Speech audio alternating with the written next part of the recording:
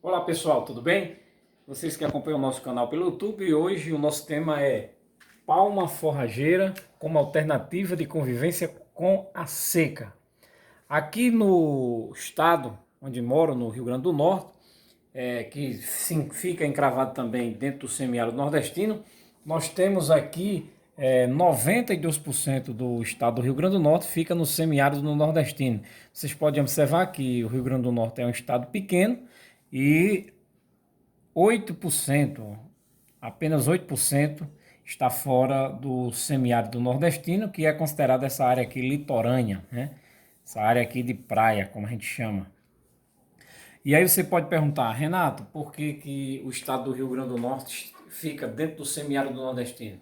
Porque o nosso semiárido tem algumas características, né? Como por exemplo, o índice de chuva, né? O índice de pluviosidade durante o ano fica em torno de 300 a 800 milímetros.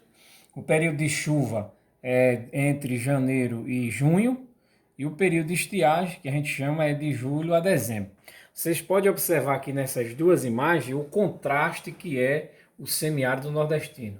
No período de chuva, que a gente pode dizer de janeiro a junho, nós temos aqui uma alta pastagem nativa, né? Devido à chuva, a pastagem ela se desenvolve muito bem. E do período de estiagem, no período de estiagem, nós temos aqui o contraste, né? Como eu falei para vocês, nós temos aqui o sodoro, nós temos aqui a vegetação que perde as folhas durante a seca e o que tem aqui de pastagem para os animais é muito pouco.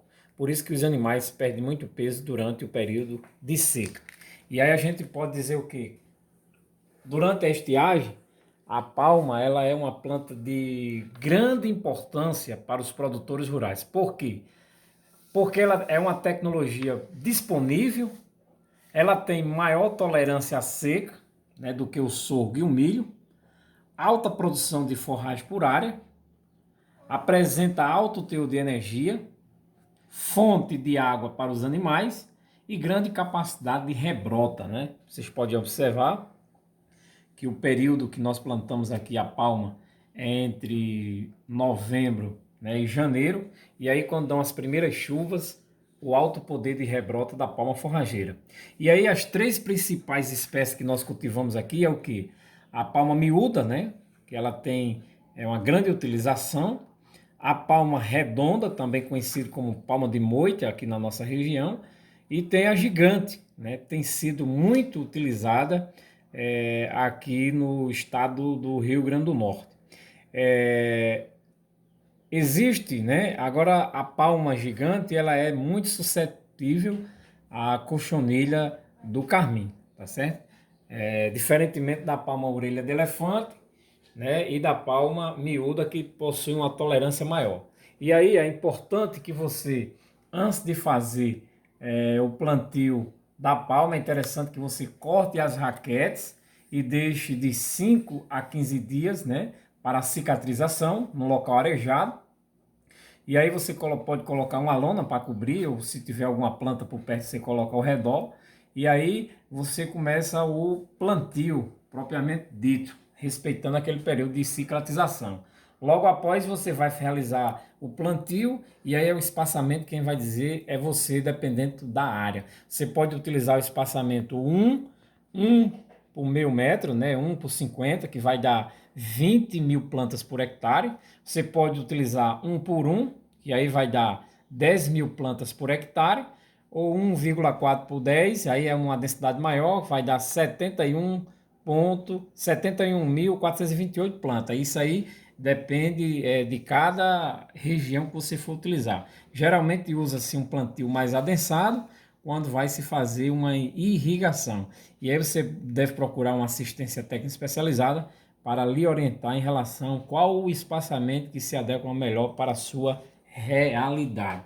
Então tá aí a dica para os produtores rurais do semiárido nordestino, a palma como uma grande alternativa de convivência com a seca por apresentar esses diversos fatores que eu falei para vocês. É importante lembrar que a palma, por conter uma grande quantidade de água, em torno de 90% da palma é água, é interessante que o produtor não administre a palma só, não dê aos animais ela só. Por quê? Porque ela tem alto poder de água, né?